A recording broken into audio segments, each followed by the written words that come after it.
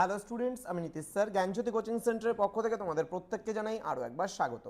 তো স্টুডেন্টস, আজকে আমি তোমাদের সঙ্গে আলোচনা করব এনইপি 4 ইয়ার আন্ডার গ্র্যাজুয়েট প্রোগ্রামের অধীনস্থ যে সমস্ত ছাত্রছাত্রীরা যারা নর্থ বেঙ্গল ইউনিভার্সিটি আন্ডারে বিভিন্ন কলেজগুলোতে পড়াশোনা করছো, মেজর কোর্স অথবা মাল্টিডিসিপ্লিনারি কোর্স নিয়ে, তাদের জন্য কিন্তু আজকের এই ক্লাসটি ভীষণ গুরুত্বপূর্ণ। তার কারণ ডিএসসি বা মাইনর হিসাবে যারা হিস্ট্রি রেখেছো 4th সেমিস্টারে, তাদের জন্য কিন্তু আজকে সাজেশন 2026 নিয়ে আলোচনা করব।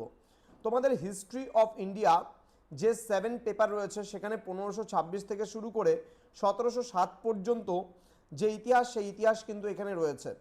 তো প্রশ্নমান 12 জন্য তোমরা যে প্রশ্নগুলো পড়বে সেই নিয়ে কিন্তু আজকের এই ক্লাসটিতে আলোচনা করবো। একদম 100% কমন তোমাদের বলে দেবো। যারা এখনও আমাদের চ্যানেলটিকে সাবস্ক্রাইব করনি, তারা অবশ্যই চ্যানেলটিকে সাবস্ক্রাইব করে পাশে থাকা বেল আইকন অল প্রেস করে রাখো, যাতে নেক্সট টাইম থেকে কোনো ভিডিও আপলোড করলে তার নোটিফিকেশনটা তুমি সবার আগে পেতে পারো। এছাড়া অনলাইনে যারা ভাবছো আমাদের ক্লাস জয়েন করবে, নোটস নেবে, তারা অবশ্যই যোগাযোগ করবে আমাদের অফিসিয়াল নাম্বার 7076398606 নাম্বারে অথবা 6295916282 নাম্বারে।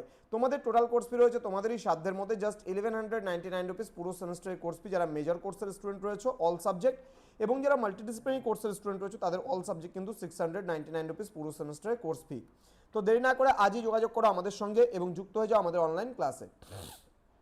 চলো শুরু করছি আজকে প্রশ্নমান 12 পার্ট 1 ভিডিও। প্রথম প্রশ্ন, শিবাজির শাসন ব্যবস্থার মূল বৈশিষ্ট্যগুলি আলোচনা করো। অথবা দিয়ে শিবাজির শাসন ব্যবস্থার মুখ্য বৈশিষ্ট্য কি। নেক্সট দিয়ে বলছে, এটা শেরশাহর প্রশাসনিক সংস্কারটা ভুলবশত এখানে দেওয়া হয়ে গেছে, এটা কিন্তু আলাদা প্রশ্ন হবে, হ্যাঁ, এটা কিন্তু ভালো করে একটু আলাদা করে পড়বা। নেক্সট বলছে মনসবদারি ব্যবস্থা বলতে কি বোঝো, মনসবদারি ব্যবস্থার মুখ্য বৈশিষ্ট্য বা মূল বৈশিষ্ট্যগুলি আলোচনা করো। এটা কিন্তু ভেরি ভেরি ইম্পর্টেন্ট কোয়েশ্চেন্স।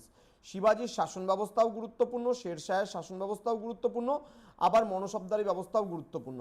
শেরশাহটা দেখো আমি পরে দিয়েছি, ঠিক আছে, শেরশাহটা ভুলবশত আমি পরে দিয়েছি, এখানে দেওয়া উচিত ছিল এই কোশ্চেনটা, অথবাই কিন্তু এখানে যাবে, হ্যাঁ, শেরশাহ, যেটা খুব ভালো করে পড়বে, হ্যাঁ, শেরশাহ প্রশ্নটা।